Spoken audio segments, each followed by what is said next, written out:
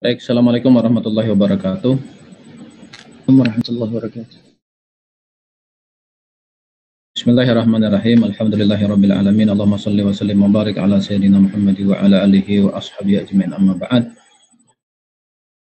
Rabbi shrah li sadri wa yassir li amri wa hlul 'uqdatam min lisani yafqahu qawli. La haula wala quwwata illa billahil aliyil azim. Yang saya hormati Bapak Dr. Iskandar sebagai dosen mata kuliah studi Al-Qur'an. Rekan-rekan mahasiswa MPI 2 yang semoga sama-sama dirahmati Allah Subhanahu wa taala. Alhamdulillah di sore hari ini kita dapat bertemu kembali beraktivitas seperti biasa dalam mata kuliah studi Al-Quran, dan alhamdulillah pada hari ini saya dipercaya untuk menyampaikan materi sesuai dengan yang sudah terjadwal tentang penafsiran Al-Quran berdasarkan pemikiran Imam Syahrur. Kalau sebelumnya ada tokoh-tokoh yang menyampaikan penafsiran Al-Quran, untuk saya ini adalah salah satu tokoh yang menjadi mufassir kontemporer, yaitu Imam Syahrur.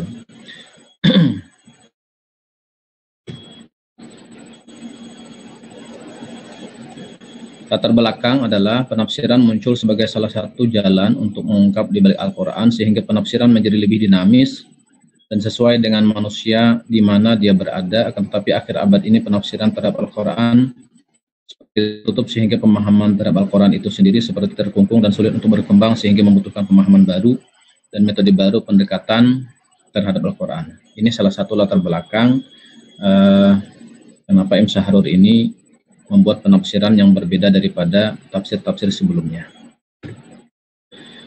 Rumusan masalahnya adalah bagaimanakah biografi Imam Syahrur, kemudian bagaimanakah metode penafsiran Al-Quran ala Imam Syahrur. Yang ketiga, bagaimanakah teori batas yang dikemukakan oleh Imam Syahrur dalam menafsirkan ayat-ayat Al-Quran. Tujuan penulisan adalah untuk mengetahui biografi Imam Syahrur, untuk mengetahui metode penafsiran Al-Quran ala Imam Syahrur, kemudian yang ketiga untuk mengetahui teori batas yang dikemukakan oleh Imam Syahrur dalam menafsirkan ayat-ayat Al-Quran. PPT-nya baru sampai di sini saya buat. Saya sharekan yang di ini ya. Saya tutup dulu ini.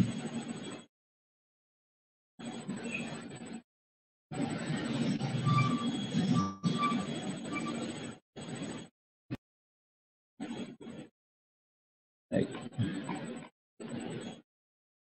Biografi Imam Syahrur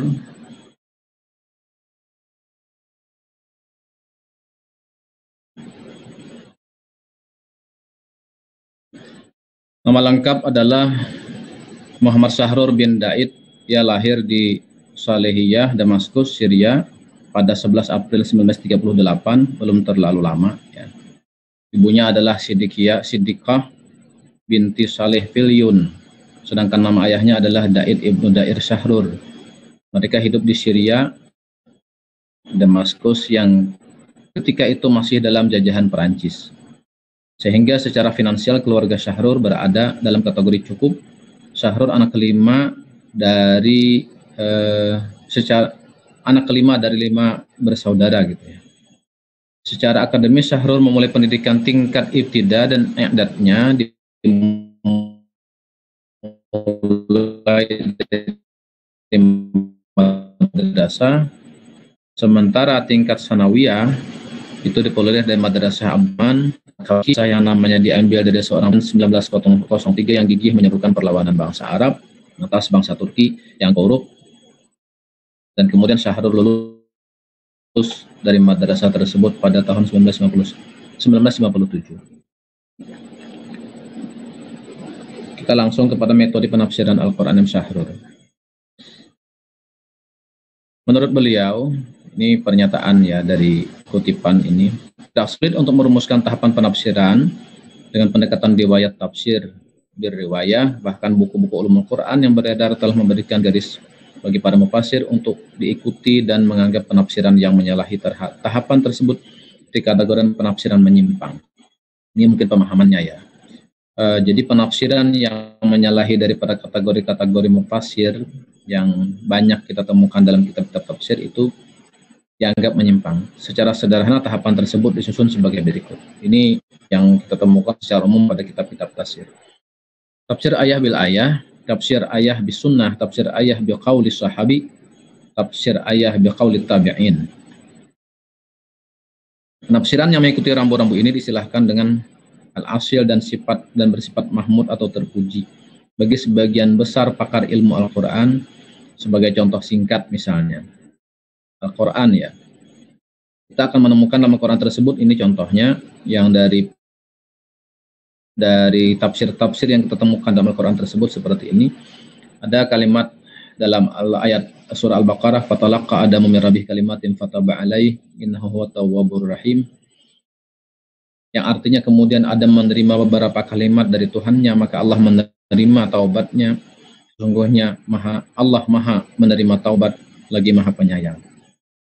Kalimatin di situ itu ditafsirkan oleh para mufassir adalah ayah bil ayah. Pada surah lain Al-A'raf 23 itu ada kalimat Rabbana, faqala Rabbana, ini mohon maaf ya, tulisan Arabnya tidak tersusun dengan baik. Qala Rabbana zalamna anfusana wa illam taghfir lana wa tarhamna lanakunanna minal khasirin. Inilah kalimat yang dimaksud dalam Al-Baqarah ayat 37. Karena di Al-Baqarah tersebut belum jelas kalimatin itu kalimatnya apa. Karena dalam beberapa tafsir itu juga berbeda-beda. Ada yang mengatakan kalimat itu adalah La ilaha illallah wahdahu la syarikalah mulku wa hamdu yuhyi wa yumiitu wa ala kulli syai'in qadir. Itu juga ada. Ada juga yang lain-lain. Tapi kebanyakan mufassir mengatakan kalimatin zalamna anfusana wa lam taghfir lana minal khasirin. Dalam riwayat kalimat ini diajarkan oleh malaikat Jibril kepada Nabi Adam yang sudah lama bermunajat namun tidak dapat respon daripada Allah Subhanahu wa taala. Itu contoh ayah bil ayah. Kemudian as-sunnah nabawiyah itu. Tafsir ayat bil ayat bi sunnah diasumsikan sebagai tafsiran yang harus diterima, bahkan dianggap sebagai oleh sebagian pakar ilmu Al-Quran sebagai hasil final. Dengan kata lain, bila Nabi sudah mentafsirkan, maka penjelasan lain tidak lagi diperlukan.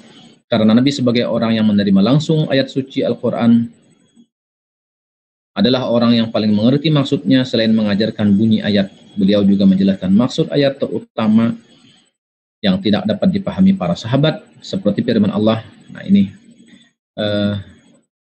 alladzina amanu lam yalbisu imanahum ila akhir ayat itu.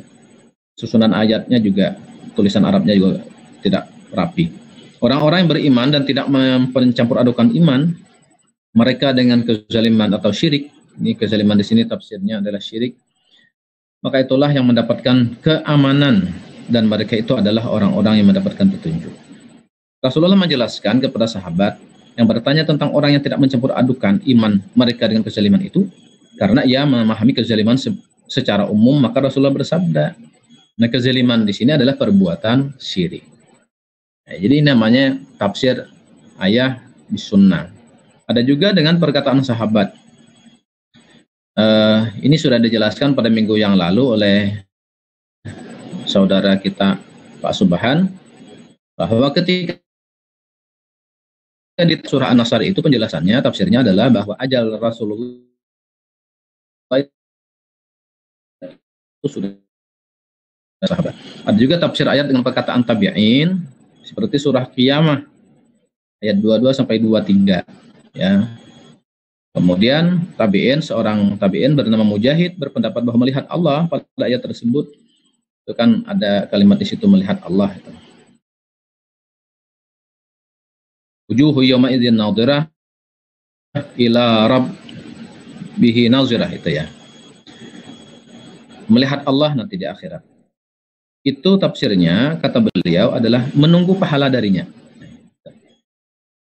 Jadi bukan melihat secara seperti kita melihat melihat dengan zat, tapi adalah menunggu pahala darinya. Kenapa? Karena ada ulama mengatakan kalau Allah laisa kamitslihi syai'un, itu sampai di akhirat pun juga tidak bisa dilihat seperti layaknya penglihatan kita. Tapi ada menafsirkan melihatnya nanti kepada Allah laisa kamitslihi syai'un itu bukan seperti kita melihat ketika di dunia. Kaifiatnya yang tidak sama. Itu berbagai macam pendapatnya. Ini salah satu contoh. Dengan pendekatan riwayah ini, akar penafsiran menjadi terjaga, namun tidak terelakkan banyaknya penyajian berulang-ulang dari sebuah karya tafsir dan tafsir. Bagi Syahrul, penafsiran yang tahapan seperti di atas tidaklah salah, tetapi model ini tidak mampu memenuhi hajat bagi orang-orang yang hidup di masa kini untuk mendapatkan petunjuk Al-Quran yang lebih menyentuh persoalan kekinian. Jadi Syahrul ini, ya, seorang tafsir yang kontemporer, menginginkan ada tafsir Al-Quran tersebut yang menyentuh persoalan kekinian. Makanya teorinya adalah teori batas. Ada beberapa contoh yang akan kita kemukakan nanti di bawah. Pandangan terhadap penafsiran Nabi, karya sahabat, dan generasi setelahnya. Bagi Syahrul, kehidupan dicontohkan Nabi hanya menyediakan sebuah model bagi muslim kontemporer dengan pengertian beliau telah hidup sesuai dengan pesan Allah. Bukan dengan pengertian kita harus membuat pilihan yang sama dengan beliau secara mutlak. Kehidupan beliau adalah sebuah variasi pertama dalam sejarah bagaimana aturan Islam dapat diterapkan dalam masyarakat kesukuan pada saat itu. Tetapi ia hanyalah variasi pertama, bukan satu-satunya yang bukan dan bukan yang terakhir. Pandangan Syahrul ini tentunya mendapat bertentangan dengan banyak pemahaman keagamaan, terkhusus menyikapi sunnah yang menekankan untuk senantiasa meniru Nabi Shallallahu Alaihi Wasallam. Ya, ini mungkin nanti kita kaitkan dengan keadaan-keadaan sekarang. Ini pendapat Syahrul juga ada yang bisa kita ambil, kita pakai, gitu kan. Bahkan berpegang pada tradisi pada pendahulu atau salafus saleh.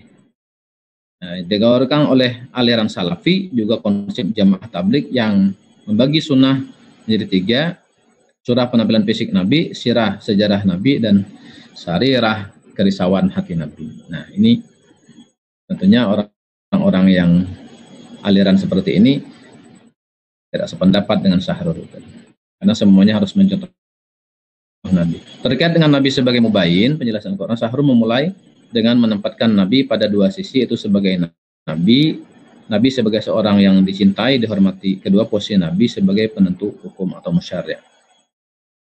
Kita terus saja. Nah, kemudian ini pembacaan tradisional problematika. Kita langsung saja ke bawah. Nah, ini aja pemikiran tentang teori batas, karena dalam materi yang dibagi itu tentang Imam Syahrul ini adalah di situ ada sebutan teori batas.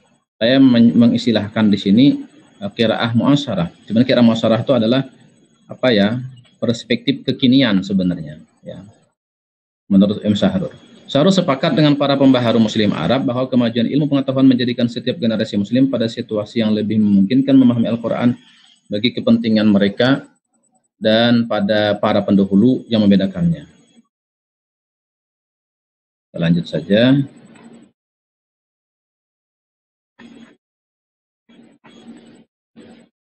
Nah, ini contoh pemikiran M. Syahrul, ya. Ada 6 model yang dikemukakan Syahrul dalam menjelaskan persoalan teori limitnya. Limit itu kan batas, ya. Nanti kaitannya dengan masalah hudud, hukum-hukum Allah, kaitannya erat dengan masalah fikhiyah. Halat had al-a'la, yaitu posisi batas maksimal. Ini batas maksimal. Dalam Al-Quran kita menemukan wasariqatu faqta'u aydihuma jazaa'an bima kasaba, itu, ya. Naqala min Allah. Nah, ini menurut Imam Syahrul ditafsirkan bahwa potong tangan itu adalah batas maksimal dari ketentuan hukum Allah terhadap pencuri.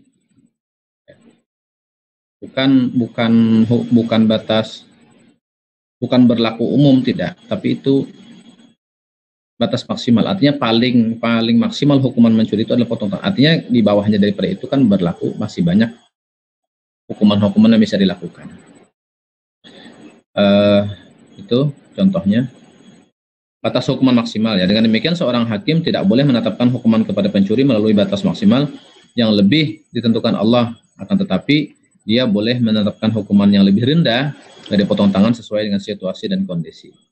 Kalau melihat daripada hal seperti ini kan artinya di negara kita, ya, tidak salah dengan penafsiran ini, gitu kan. Dan potong tangan adalah maksimal. Al-had al-adna. Dalam posisi ini suatu keputusan hukum boleh dilakukan di atas batas minimal yang telah ditentukan dalam Al-Quran atau tepat berada pada batas minimal yang telah ditetapkan seperti aurat perempuan. An-Nur 31. Aurat perempuan kan ada batas minimalnya. Yang lebih daripada itu kan tidak apa-apa artinya. Itu namanya teori batasnya seperti itu. Kemudian halahat al-a'la wal adna ma'an. Ini bersama-sama posisi batas maksimal dan minimal ada secara bersamaan. Punya batas maksimal dan batas minimal sekaligus sehingga penetapan hukum dapat dilakukan di antara kedua batas tersebut. Contohnya ayat tentang poligami. Fankihu, nah itu kan ayatnya ya. Ma tabalakum minan nisa' masna wa thulatha wa ruba' in khiftum alla ta'dilu fawahidah. Juga sama ayatnya, tidak rapi. Jika kamu takut tidak akan dapat berlaku adil terhadap hak-hak perempuan yang yatim, bila mana kamu mengawininya, maka kawinilah wanita-wanita lain yang kamu senangi, 2, 3 atau 4 dan seterusnya itu ya. Kemudian jika kamu takut tidak dapat berlaku adil, maka kawinilah seorang saja. Dan budak-budak yang kamu miliki, dan demikian itu lebih dekat kepada tidak berbuat aniaya. Batas minimal seorang laki-laki dalam menikahi wanita adalah 1. Karena tidak mungkin seorang laki-laki menikahi perempuan hanya separuh itu. Ya. 1 itu kan batas minimal. Sedangkan batas maksimalnya adalah 4. Lebih daripada itu kan tidak boleh. Itu namanya bersamaan. Dalam masalah batas poligami. Kita contoh ya. Kemudian hal-hal mustaqim, posisi lurus. Pada kondisi ini ayat hudud tidak punya batas minimal ataupun batas maksimal sehingga tidak ada alternatif hasil dari penerapan hukumnya selain yang disebutkan dalam ayat. Oleh karena itu hukum ini tidak berubah meskipun zaman berubah. Contoh dari ayat hukuman pelaku zina. Berdasarkan ketentuan pelaku zina laki-laki bujang dan perempuan perawan dicambuk 100 kali. Fajlidu mi'ata jaldah, gitu kan dalam Al-Qur'an itu. Perempuan yang berzina azaniyatu wazani fajlidu kullu wahidin minhuma mi'ata jaldah. Perempuan yang berzina dan laki-laki yang berzina maka deralah tiap-tiap seorang daripada keduanya 100 kali. Ini tidak akan berubah. Ini tidak ada penafsiran lain, sudah ketentuannya seperti ini. Dan janganlah belas kasihan kepada keduanya mencegah kamu untuk menjalankan agama Allah. Menurut Sahrur, dalam kasus zina tidak ada pilihan lain bagi kita kecuali harus menerapkan hukuman cambuk. Ya, sebab dalam ayat tersebut ditegaskan janganlah belas kasihan kepada keduanya mencegah kamu menjalankan hukum Allah. Yang kelima, halah al-had al-a'la duna al-mamas bil had al-adna abadan. Posisi batas maksimal tanpa menyentuh garis batas minimal sama sekali. Jika diaplikasikan dalam ayat hudud, maka contohnya adalah fenomena hubungan laki-laki dan perempuan. Hubungan tersebut berawal dari hubungan biasa tanpa melibatkan hubungan fisik, kemudian meningkat perlahan-lahan pada hubungan fisik sampai mendekati garis lurus atau batas perzinahan. Oleh karena itu Al-Quran menggunakan redaksi wala taqrabuz zina. Ini memberikan isyarat bahwa mendekati perbuatan zina jika diteruskan akan menjerumuskan seseorang ke dalam perbuatan zina yang dilarang Allah. Jadi ini namanya adalah halah al-had al-ala duna al-mamas bil had al-adna abadan. Jadi batas maksimal tanpa menyentuh garis batas minimal sama sekali. Ya sudah seperti itu, tidak ada batas minimalnya, enggak ada. Halal al-had al-ala yang keenam, ala mujab muqlaq la yajuz tajawuzuhu wala had adanas hal salibil yajuz tajawuzuhu. Posisi batas maksimal bersifat positif dan tidak boleh dilampaui, dan batas minimal bersifat negatif dan tidak boleh juga dilampaui. Aplikasi posisi pada ayat hukum dapat dilihat pada masalah riba sebagai batas maksimal positif dan tidak boleh dilanggar, dan zakat sebagai batas minimal negatif juga tidak boleh dilampaui. Ketentuan ini mengandung bahwa riba yang berlipat ganda tidak boleh dilampaui, sedangkan zakat di atas 2,5% sebagai batas minimal boleh dilampaui gitu ya, boleh dilampaui. Nah, selesai penutup. Ini sedikit kesimpulan. Ibn Sahrur itu lahir di Syria 11 April 39. Kemudian Ibn Sahrur telah melakukan terobosan baru dengan keluar dari tradisi pembacaan metode klasik dalam memahami Al-Quran dan mengenalkan metode baru yang disebutkan dengan qiraah mu'asyarah. Dalam mengaplikasikan gagasan qiraah mu'asyarah ini, Imam Syahrul melepaskan semua bentuk penafsiran klasik yang bertumpu pada konteks menuju pada pembacaan ulang secara kontemporer.